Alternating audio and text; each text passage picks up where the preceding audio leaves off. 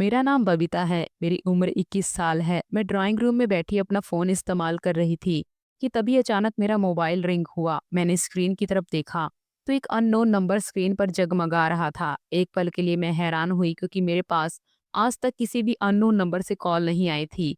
मैंने फ़िलहाल call receive कर ली थी। मैं अभी हेलो कहती या कुछ और कहती उससे पहले ही एक गंभीर आवाज़ फ़ोन के स्पीकर से गूंजी थी।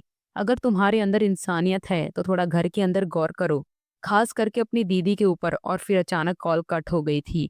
मैं हैरान होकर गहरी सोच में डूब चुकी थी। ये क्या था? अचानक से किसी की कॉल आना और फिर ऐसी बात करना मुझे समझ नहीं आया था। मैं दोबारा उसी नंबर पर कॉल करने लगी थी लेकिन अब नंबर बंद जा रहा था।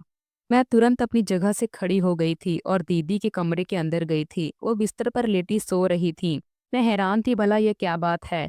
फिलहाल मैंने अपना सर झुका दिया था। मैं यही समझी थी कि किसी ने मेरे साथ मजाक किया है, लेकिन न जाने क्यों मुझे ऐसा महसूस हो रहा था कि यह फोन कॉल करवाने वाला कोई और नहीं बल्कि खुद दीदी हैं। मैं, पापा और मेरे चाचा की लड़की एक घर में ही रहते थे। मेरे चाचा और चाची का निधन हो गया था जिसकी वजह से उनकी बेटी हमारे पास आ गई थी। मम्मी का बहुत पहले निधन हो गया था, इसलिए मेरी चाचा की लड़की के आने से घर में थोड़ी रौनक हो गई थी। उन्हें हमारे साथ रहते हुए लगभग 4 से 5 साल का समय गुजर चुका था। मेरी और उनकी दोस्ती बहुत अच्छी थी। वह मुझे बिल्कुल एक माँ की तरह संभाल रही थी। मुझे उनसे कोई शिकायत नहीं थी। यही वजह थी कि मुझे अब उनकी चिंता होने लगी थी, क्योंकि उनकी उम्र 31 साल हो गई थी। पापा को चाहिए था कि उनके लिए एक अच्छा सा रिश्ता ढूंढकर उनकी शादी कर देते, लेकिन पापा के अंदाज बहुत अजीब थे। मैं जब भी पापा से उनके रिश्ते की बात करती तो वे हमेशा मुझे ये बोलकर टाल दिया करते थे कि अभी कोई जरूरत नहीं है। अभी इस घर को वैसे भी एक औरत की जरूरत है और तुम्हारी दीदी इस घर को बहुत अच्छे से तरीके से संभाल रही हैं। अगर वह चली गई तो हमें समस्या होगी। जबकि मैं उस दिन भड़क उठी थी और पापा को देखते हुए गुस्से से बोली थी, ये क्या बात हुई? अपने सुख के लिए हम किसी की जिंदगी क्यों खराब करें? आप उनके लिए रिश्ता ढूंढें, हम उनकी शादी करवाएंगे ताकि वो अपना घर बसाएं, अपने घर की हो जाएं। मेरी बात सुनकर पापा कुछ देर के लिए चुप हो गए थे और फिर धीमी आवाज में बोले थे, मेरी प्यारी बेटी, शादी करना कोई आसान नहीं होता। अगर हमने रिश्ता ढूंढा तो लड़के वाले अगले साल या अगले महीने ही शादी के लिए तैयार हो जाएंगे। और मेरे पास इतना पैसा नहीं है कि मैं भी तेरी दीदी की शादी कर सकूं। घर की रोटी चल रही है, यही बहुत बड़ी बात है। जबकि मैं हैरान थी। ऐसा नहीं था कि पापा मेरी पढ़ाई पर बहुत पैसा खर्च कर रहे थे। इसके अलावा हमारे घर के अंदर हर सुविधा मौजूद थी। फिर ऐसी बात क्यों कर रहे थे? मुझे कुछ समझ नहीं आया था। फिलहाल मैं चुप रहना ही सही समझी थी, क्योंकि मैं पापा के खिलाफ नहीं जा सकती थी। लेकिन अचानक से इस फोन कॉल ने मुझे होशियार कर दिया था। कुछ घंटे बाद दीदी आराम करके उठी थी और मुझे देखते हुए बोली थी, छोटी खाना दे दूं? इतने प्यार से बोली थी कि कुछ पल के लिए मुझे बहुत अजीब सी बेचैनी हुई थी। दिल किया कि मैं उनसे यह सवाल करूं कि आप ठीक हैं? क्या आप हमारे घर खुश हैं? लेकिन फिलहाल मैंने चुप रहने में ही सही समझा और दीदी चुपचाप किचन में चली गई थी और रात की खाने की तैयारी करने लगी थी। समय धीरे धीरे गुजरने लगा था। 2-4 बार उन्होंने मेरे पास बैठने की कोशिश की थी, मुझसे बातचीत करने लगी थी, लेकिन मेरा अंदाज उनके साथ थोड़ा अलग ही था। न जाने क्यों मुझे ऐसा महसूस हो रहा था जैसे कुछ गड़बड़ है, और वह गड़बड़ दीदी की तरफ से है, इसलिए मैं उनसे थोड़ी कट रही थी। वक्त और तेजी से गुजरता चला गया था और रात के 9 बजे के करीब पापा घर वापस आ गए थे। वो सुबह 10 बजे के करीब घर से निकलते थे और उनकी वापसी रात के 9 बजे हो जाती थी। मैं तुरंत अपनी जगह से खड़ी हुई थी और पापा से गले मिली थी। वो मेरे माथे पर प्यार भरा किस देकर अपने गले से लगाते हुए अपना बैग सोफे पर रखकर उन्होंने दीदी को आवाज दी थी, मुझे पानी लाकर देना। मैंने कहा, पापा मैं ले आती हूँ। मैं जाती इससे पहले उन्होंने मुझे अपने घेरे में ले लिया था और अपने साथ लगाते हुए बोले, कोई जरूरत नहीं है मेरी गुड़िया, मेरे पास बैठो। अच्छा मुझे बताओ, आज दिन भर क्या किया? पापा मुझसे रोज पूछते थे कि मैंने सारा दिन क्या किया। उनका ये रोज का काम था, लेकिन पता नहीं क्यों मुझे आज अजीब सी बेचैनी हो रही थी। ऐसा लग रहा था जैसे कुछ बहुत बुरा हमारे घर के अंदर हो रहा है, मगर क्या इस बात से मैं अनजान थी। मैं आज दीदी और पापा दोनों को ही बहुत गौर से देख रही थी। थोड़ी देर बाद दीदी बाहर आई थी और पापा के आगे ठंडे पानी का गिलास देकर डर भरे अंदाज में बोली थी, मुझे आपसे इजाजत चाहिए। मैं मुस्कुराकर दीदी की तरफ ही देख रही थी। पापा दीदी को देखने लगे थे। दीदी कहने लगी, मेरी सहेली की शादी है, मैं उसकी शादी में जाना चाहती हूँ। कल से शादी के फंक्शंस शुरू हो जाएंगे। पापा दीदी को बोलने लगे, फालतू काम करने से मेरे सामने परहेज किया करो, घर संभालना यही तो तुम्हारा काम है, किसी की भी शादी में जाने की जरूरत नहीं है। ये बोलकर पापा खड़े हो गए थे, जबकि मैं तुरंत बोली थी, क्यों पापा, ऐसा क्यों बोल रहे हैं? उनके बचपन की सहेली है, काफी दिन से वह हमारे घर भी आ रही है और दीदी को उन्होंने इनवाइट किया है। अगर दीदी नहीं जाएंगी तो अच्छा नहीं लगेगा। अगर आप बोलेंगे तो मैं भी चली जाऊंगी, पापा तुरंत बोले थे। मेरी परी, कोई जरूरत नहीं है, आप अपनी पढ़ाई में ध्यान दो और दीदी को बोलो तुम कमरे में जाओ, मुझे तुमसे कुछ जरूरी बात करनी है। जबकि यह सुनकर दीदी का चेहरा सफेद पड़ चुका था, उन्हें सांप सूंघ गया था। ऐसा लगता था जैसे दीदी सदमे में हो, बिल्कुल सख्त नजरों से पापा की पीठ को देख रही थी। पापा के जाते ही मैंने उनका हाथ थामा था और उन्हें देखते हुए बोली थी, क्या हुआ दीदी, आप ठीक हैं? मेरी बात सुनकर वो तुरंत होश में आई थी और बिना कुछ बोले पापा के कमरे की तरफ चली गई थी। ना जाने क्यों मुझे एक अजीब सी बेचैनी हुई थी। ऐसा लगा था कि कुछ गलत है। जब से वह फोन कॉल आई थी, मेरा दिमाग अजीब अजीब से ख्याल बना रहा था। फिलहाल मैं मोबाइल इस्तेमाल करने लगी थी। अचानक ही मुझे पापा के कमरे से दीदी के चिल्लाने की आवाज आई थी। मैं हैरान रह गई, ये क्या हुआ? मैंने तुरंत अपना मोबाइल बाहर रखकर कमरे के अंदर भागी थी। दीदी जमीन पर गिरी अपने हाथ को थामे बैठी थी और पापा वॉशरूम चले गए थे। दीदी के हाथ से खून बह रहा था। मैंने उनके पास बैठ गई थी और उनसे सवाल पूछते बोली थी, क्या हुआ, आपको ये खून कैसे निकला? मैंने उनका हाथ दबाया था ताकि खून किसी भी तरह रुक जाए, क्योंकि खून काफी तेजी से निकल रहा था। दीदी रोते हुए अपने कमरे के अंदर चली गई थी, जबकि मैं हैरान होकर और परेशान होकर जमीन पर बैठी ही रह गई थी। क्या पापा दीदी को मारते थे या फिर कोई और बात थी? मेरी समझ में कुछ नहीं आ रहा था, लेकिन बहुत अजीब सी बेचैनी हो रही थी, जिसे साफ जाहिर था कि कुछ तो है जो मेरी आंखों से छिपा हुआ है। धीरे धीरे समय गुजरता जा रहा था। थोड़ी देर बाद दीदी कमरे से बाहर आई तो उनके हाथ में पट्टी बंधी हुई थी और बस सिर झुकाकर मेज पर खाना लगा रही थी। पापा भी आ गए थे। आज पापा कुर्सी पर बैठे हुए थे, उनके चेहरे पर बहुत सख्ती थी। जब भी मैंने उनसे कोई सवाल किया उन्होंने जवाब नहीं दिया था, वरना मेरा इरादा उनसे ये पूछने का था कि क्या आपने दीदी पर हाथ उठाया है, जो उनके हाथ से खून निकल रहा है। मगर फिलहाल मैं चुप रही थी। मगर मैं दीदी की हर हरकत को बहुत गौर से नोट कर रही थी। उन्होंने जब पापा की प्लेट में खाना डाला था तो उनके हाथ कांप रहे थे। हालांकि मैं रोज पापा के साथ बैठती थी, हम सब साथ खाना खाते थे, लेकिन आज उस फोन कॉल की वजह से मैं यहाँ सब कुछ ज्यादा नोट कर रही थी और यह सब मुझे अब शक पैदा कर रहा था। खाना खाने के बाद दीदी तुरंत बर्तन समेटकर किचन में चली गई और पापा भी अपने कमरे में जाने लगे थे। जब अचानक मैंने उन्हें पुकार लिया था, उन्होंने मुझे शक भरी नजरों से देखा तो मैं उनकी तरफ देखते हुए बोली थी, पापा मुझे आपसे एक जरूरी बात करनी है। मैंने जल्दी में कहा था। पापा ने मुझे देखा था और मुझे अपने पास आने का इशारा किया था। मैं तुरंत उनके बाजू में समा गई थी और वो मुझे अपने साथ कमरे में ले गए थे। कमरे में बैठकर मैंने उन्हें देखा था, तो मुझे ही शक भरी नजरों से देख रहे थे। मैंने गहरी सांस हवा में छोड़ी थी और पापा को देखते हुए बोली थी, आपसे एक बहुत जरूरी बात करनी है। पिछली बार भी आपसे बात की थी, लेकिन आपने इस बात को टाल दिया था। लेकिन पापा, ये कोई छोटी बात नहीं है। दीदी की उम्र 31 साल हो गई है। अगर हम समय पर उनके लिए अच्छा रिश्ता ढूंढकर उनकी शादी नहीं करेंगे तो ये बहुत गलत बात हो जाएगी। दीदी की पूरी जिंदगी का सवाल है। आपको समझना चाहिए, किसी की बेटी के साथ अगर हम इस तरह से भेदभाव करेंगे तो ऊपर वाला हमें माफ नहीं करेगा। चाचा क्या सोचते होंगे कि हमने उनकी बेटी को इतने साल से अपने घर में रखा हुआ है, वो भी सिर्फ इसलिए कि हमारे घर की देखभाल करे। ये बहुत गलत बात है। मैं और कुछ कहती इससे पहले ही पापा मेरी बात काटते हुए बोले थे, बबीता मैं आपसे बहुत प्यार करता हूँ, आप मेरे दिल का चैन हो, मेरी आंखों की ठंडक हो, मगर मैं आपको इस चीज की बिल्कुल परमिशन नहीं दूंगा कि आप बड़ों के फैसले में कोई दखल दो। मुझे जब बेहतर लगेगा मैं तुम्हारी दीदी की शादी करवा दूंगा। अभी फिलहाल मेरे पास ना पैसा है और ना ही कोई अच्छा रिश्ता, इसलिए चुप रहो तो बेहतर होगा। उनका अंदाज थोड़ा गुस्से वाला था, इसलिए मैंने चुप रहने में ही भलाई समझी। मैं बेवजह पापा को गुस्सा दिलाकर उनकी नजरों में अपना आप बुरा नहीं करना चाहती थी।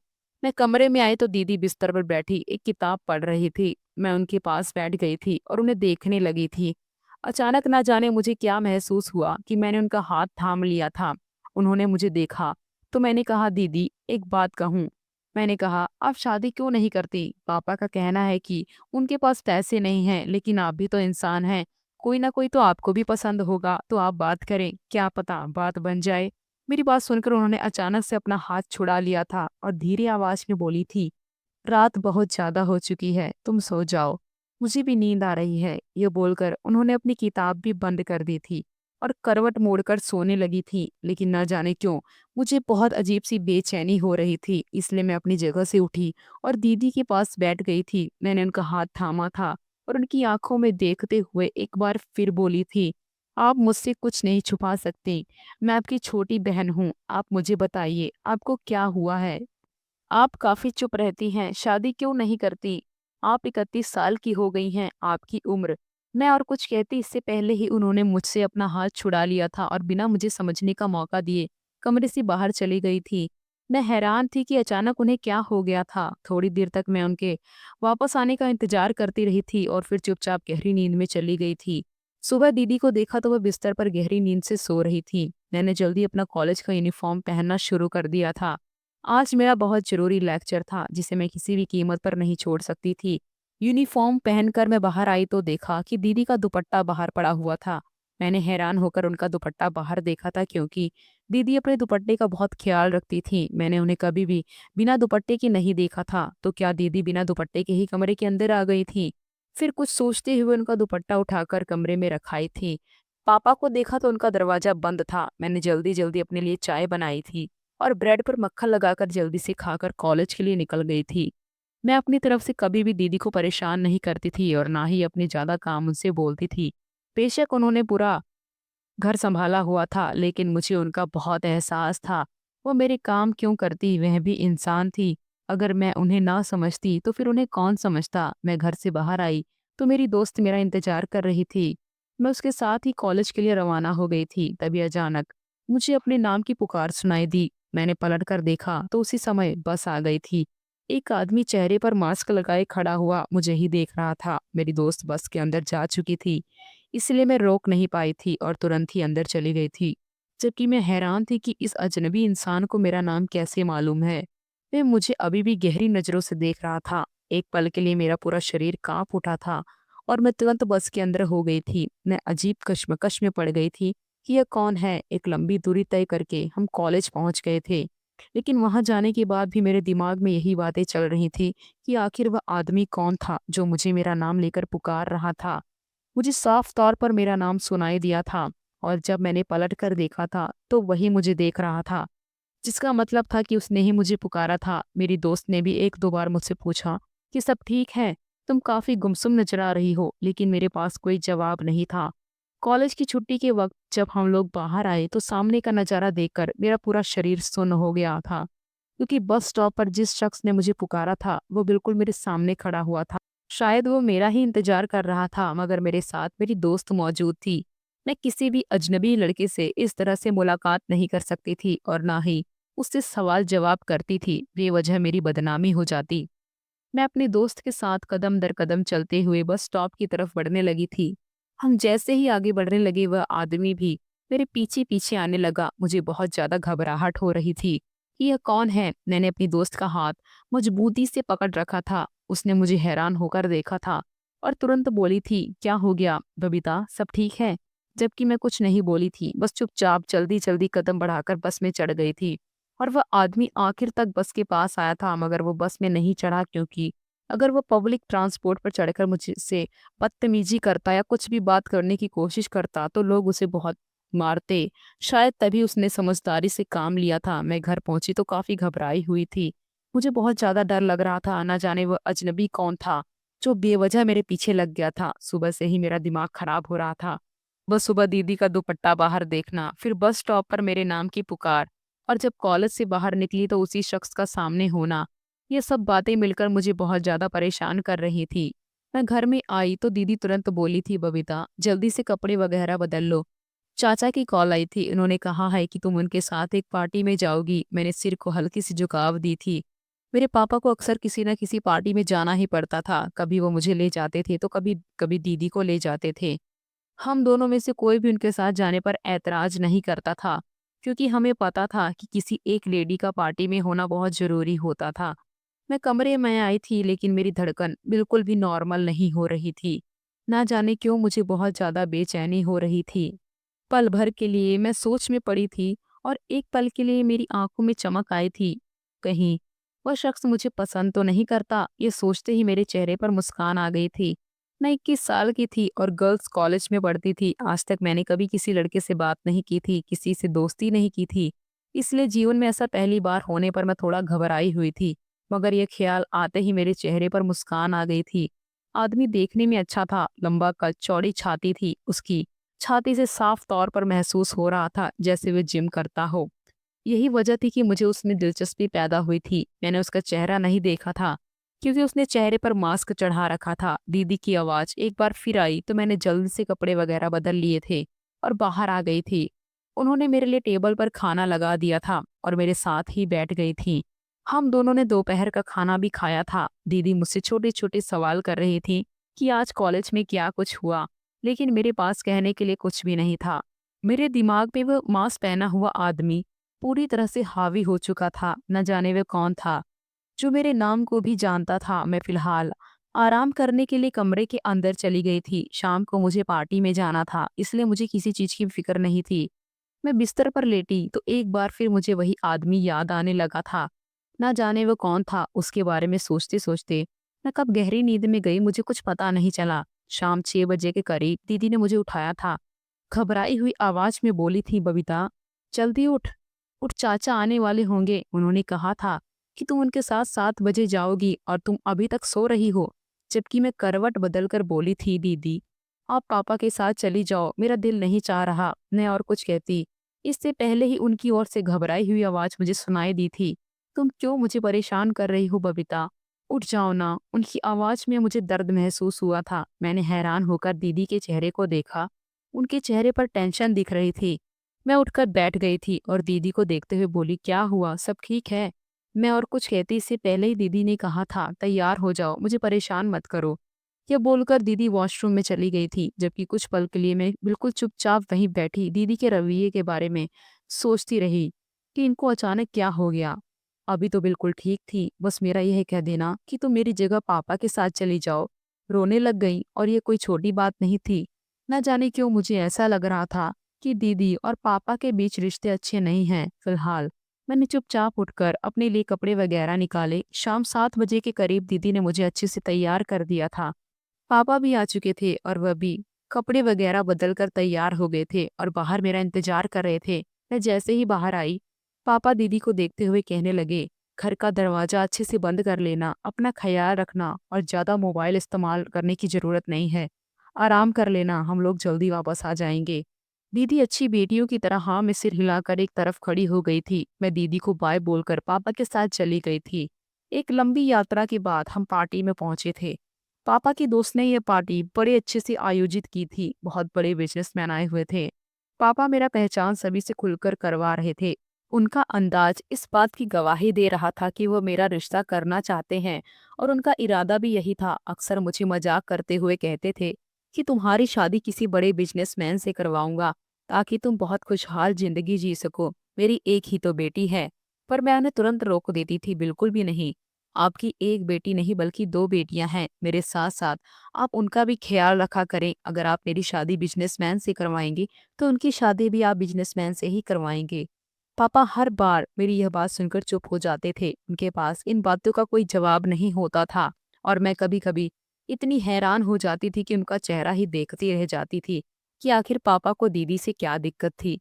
यह बात मुझे समझ में नहीं आती थी। कहने को तो वह उनकी भतीजी थी, उनके भाई की सगी बेटी, लेकिन इसके बावजूद पापा को शायद दीदी पसंद नहीं थी। हालांकि दीदी बहुत अच्छी थी। उन्होंने कभी भी पापा के सामने ऊंची आवाज में बात तक नहीं की थी।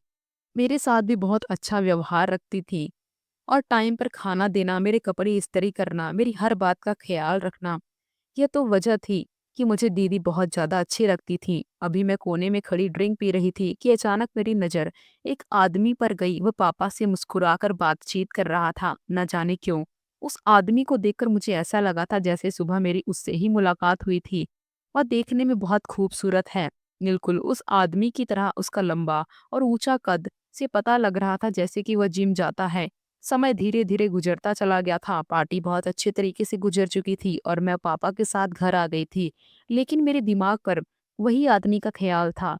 वह मुझसे काफी बड़ा था, लगभग 10 से 12 साल, लेकिन न जाने क्यों उसकी शख्सियत में ऐसा निखार था कि मुझ जैसी 21 साल की लड़की भी उस पर फिदा हो गई थी। हम घर पहुंचे तो दीदी गहरी नींद सो रही थी। मैं अपने कमरे में चली गई थी जबकि पापा भी अपने कमरे में जा चुके थे। कपड़े वगैरह बदलने के बाद मैं दीदी के बराबर में ही लेट गई थी और उस आदमी के बारे में ही सोचने लगी थी। अचानक ही दीदी का मोबाइल रिंग हुआ था। मैंने हैरान होकर दीदी का मोबाइल देखा था। रात के 2:30 बज रहे थे और उस वक्त दीदी के फोन पर किसी की कॉल आना कोई अच्छी बात नहीं थी। मैंने तुरंत दीदी का मोबाइल उठाया था और सामने स्क्रीन पर चमकते नंबर को देखकर मैं हैरान रह गई थी। पापा दीदी को उस वक्त कॉल क्यों कर रहे थे? अगर उन्हें कोई काम था तो वो मुझे पुकार लेते, क्योंकि उन्हें पता था कि दीदी सो चुकी है। मैंने तुरंत उनकी कॉल रिसीव करके कान पर लगाई थी। मैं कुछ कहती इससे पहले ही पापा का अजीब सा अंदाज मुझे सुनने को मिला था। कमरे में आओ तुरंत। और वो कुछ कहते इससे पहले ही मैं बोली थी, कोई काम है पापा? दीदी गहरी नींद सो रही हैं। मेरी आवाज सुनकर साफ तौर पर पापा को सांप सूंघ गया था। उनके मुंह से एक भी शब्द नहीं निकल रहा था। मैं एक बार फिर बोली थी, सब ठीक है पापा, मैं कमरे में आऊं क्या? जबकि वो तुरंत बोले थे, नहीं नहीं, तुम कमरे में नहीं आओ, मुझे दीदी से ही काम है। अगर वो सो रही हैं तो तुम भी आराम करो, सुबह बात होगी। ये बोलकर उन्होंने झट से मोबाइल बंद कर दिया था। लेकिन मुझे अजीब सी बेचैनी हो रही थी। ऐसा लग रहा था जैसे कुछ तो है जो पापा मुझसे छुपा रहे हैं। और क्या था, मैं इस बात से अनजान थी। मेरा माथा ठनका था। उस वक्त पापा दीदी को अपने कमरे में क्यों बुला रहे थे? यह बात मुझे बहुत अजीब लगी थी। मैंने कई बार यह बात देखी थी। अक्सर रात के वक्त मेरी आंख खुलती थी तो दीदी कमरे में नहीं होती थी। मैं यही समझती थी कि दीदी लाउंज में होगी या फिर किचन में होगी, काम कर रही होगी। लेकिन क्या वो पापा के कमरे में होती थी? ये ख्याल आते ही मेरा दिमाग घूम गया था। कहीं पापा दीदी के साथ? ये सोच आते हुए मेरा चेहरा शर्म से लाल हो गया था और मैं तुरंत ना में सिर हिलाते हुए तौबा तौबा करने लगी थी। नहीं, ऐसा नहीं हो सकता। पापा दीदी के साथ ऐसा नहीं कर सकते। वह रात इसी सोच में गुजर गई थी कि आखिर मामला क्या है, आखिर दीदी वहां करने क्या जाती है। अगली सुबह मेरी आंख खुली तो दीदी काफी परेशान थी, अपना मोबाइल चेक कर रही थी। मैं कुछ कहती हूँ उससे पहले ही दीदी बोली थी, चाचा की कॉल आई थी मोबाइल पर, तुमने रिसीव की? मैंने सर को हल्का सा हिला दिया था जबकि उनके चेहरे पर और परेशानी आ गई थी। वो तुरंत ही कमरे से निकल गई थी। मैं कमरे से बाहर आई तो दीदी पापा के कमरे के अंदर गई थी। मैं उनके कमरे के अंदर जाना चाहती थी लेकिन फिर मैं कुछ सोच कर रुक गई थी। एक बार फिर उनके चिल्लाने की आवाज आई थी। क्या पापा उन पर अत्याचार कर रहे थे या फिर कोई और बात थी? मुझे कॉलेज के लिए देर हो रही थी, इसलिए मैंने एक नज़र उनके दरवाजे पर डालकर अपने कॉलेज की तरफ रवाना हो गई थी। अभी मैं बस स्टेशन पर पहुंची थी कि तभी मुझे अचानक एक बार फिर किसी ने पुकारा था। मैं मुड़ी तो वही आदमी खड़ा हुआ था। आज मेरी दोस्त मेरे साथ मौजूद नहीं थी, इसलिए मैं उस आदमी की तरफ देखने लगी थी और अपनी बस छोड़कर उसके पास चली गई थी। मैं उसे देखते हुए हिम्मत से बोली थी, आप रोज मुझे क्यों पुकारते हैं? क्या आपको नहीं पता कि किसी लड़की को आवाज देना बुरी बात होती है? मेरी बात सुनकर वह बाद में अचानक बोला था, अपने घर पर गौर करना। बेशक तुम 21 साल की हो, लेकिन तुम्हें ये जरूरी है कि तुम अपने घर के अंदर नजर रखो कि किसके साथ बुरा और किसके साथ अच्छा हो रहा है। यही तुम्हारे लिए अच्छा होगा। वो अजीब से अंदाज में बोलकर वहां से चला गया था, जबकि मैं हैरानी के समंदर में डूब गई थी कि यह बात करने का क्या तरीका था। हमारे घर के अंदर ऐसा क्या हो रहा था जो बार बार मुझे इस चीज की आगाह की जा रही थी? मैं वहीं बैठी रही थी। आज मैंने कॉलेज जाने का इरादा कैंसिल कर दिया था। क्या मुझे घर जाना चाहिए? एकदम मेरे दिमाग में एक ख्याल आया था, क्यों ना आज मैं घर जाकर देखूं दीदी क्या कर रही है। पापा भी घर पर ही मौजूद हैं। कल रात की फोन कॉल ने मुझे सोचने पर मजबूर कर दिया था। मैंने एक नज़र स्टेशन पर डाली थी और चुपचाप से घर की तरफ रवाना हो गई थी। मेरे होठों पर बस एक प्रार्थना जारी थी कि जैसा मेरे दिमाग में ख्याल आ रहा है वैसा ना हो, पापा इस तरीके की हरकत ना कर रहे हों। मगर ना जाने क्यों मुझे खतरा महसूस हो रहा था। मेरी मम्मी को मरे हुए काफी साल बीत गए थे, इसलिए पापा से किसी भी चीज की उम्मीद की जा सकती थी, क्योंकि जिस तरह का रवैया उनका दीदी के साथ होता था और कोई मामूली नहीं था। दीदी जब जब पापा को देखती थी तो वो बुरी तरह से घबरा जाती थी। उनके चेहरे पर एक अजीब सी परेशानी झलकने लगती थी। उनका काम करते हुए शरीर बुरी तरह से कांपने लगता था और अगर उनसे कोई गलती हो जाए तो उनका हाल बहुत खराब हो जाता था। पापा की एक पुकार पर वह तुरंत उनके कमरे में चली जाती थी और अक्सर उनके कमरे से उनके चिल्लाने की आवाजें आती थी। कुछ वक्त मैं चली जाती थी लेकिन कुछ वक्त मैं यही सोचती थी कि इन दोनों का मामला है और कुछ सुलझा लेंगे तो ज्यादा बेहतर होगा। लेकिन अब मैं बड़ी हो गई थी। मैं 21 साल की थी। अगर मैं अब अपने घर में नजर नहीं रखती तो ये वाकई बहुत गलत बात होती। दीदी की जिंदगी का सवाल था। दीदी घर में रहते हुए बूढ़ी हो रही थी और पापा को उनका बिल्कुल ख्याल नहीं था। उनकी शादी करवाना ही नहीं चाहते थे। मैं घर पहुंची तो दरवाजा खुला हुआ था। मैंने तुरंत ही अपने कदम आगे बढ़ाए थे। मेरे कदम रखने की देर थी कि पापा के कमरे से दीदी के चिल्लाने की आवाजें आ रही थी।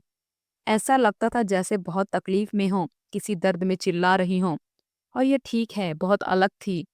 मैं तुरंत पापा के कमरे की तरफ बढ़ी थी। मेरा दिल पूरी तरह से घबरा रहा था। मैंने जैसे ही दरवाजे पर हाथ रखा तो दरवाजा खुल गया था, और जब मैंने सामने का नजारा देखा तो मेरी रूह कांप गई थी। मैंने कभी भी ये कल्पना भी नहीं की थी कि ये ऐसा नजारा भी मुझे देखने को मिल जाएगा।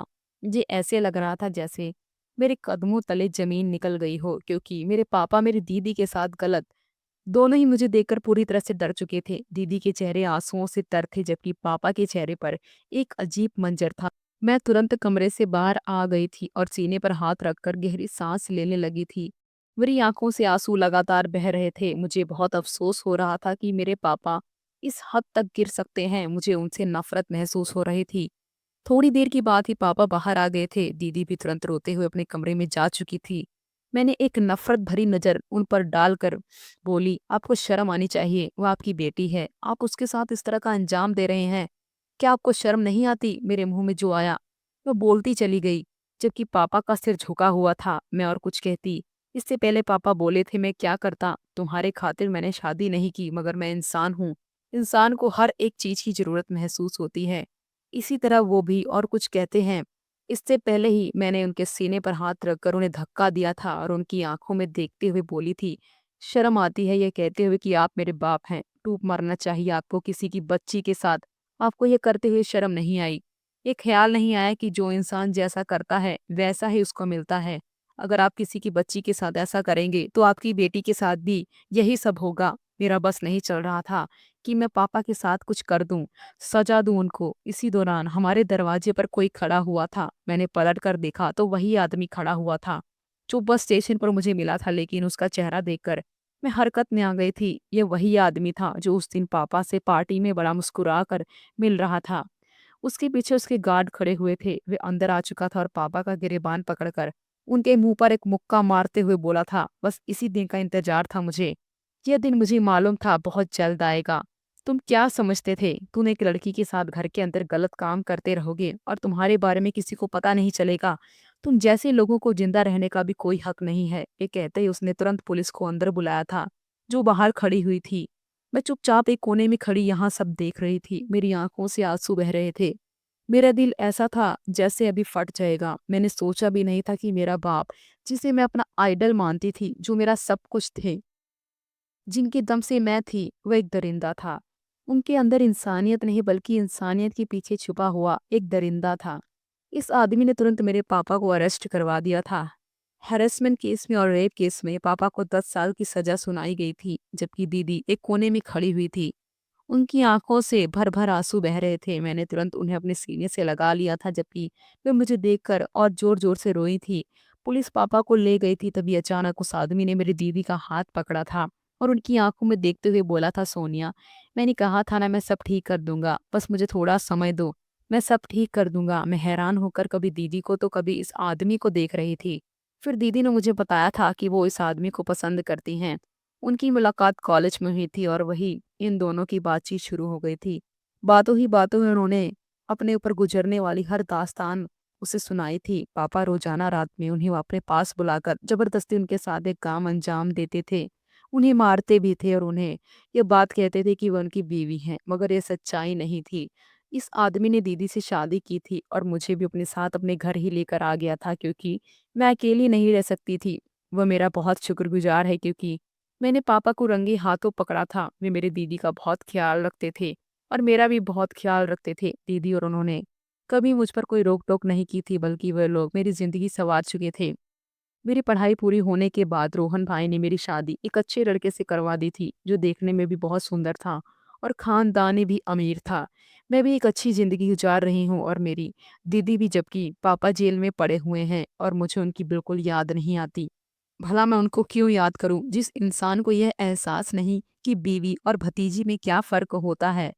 इस इंसान को ऐसी जगह में ही रहना चाहिए। रोहन भाई पापा के खिलाफ और कार्रवाई कर चुके हैं, जिससे यह साफ जाहिर है कि पापा अब सारी जिंदगी बाहर नहीं निकलेंगे और मुझे भी इस चीज से अब कोई फर्क नहीं पड़ता कि वह कहाँ पर हैं और कहाँ पर नहीं, क्योंकि मैं अपने पति के साथ बहुत अच्छी जिंदगी गुजार रही हूँ।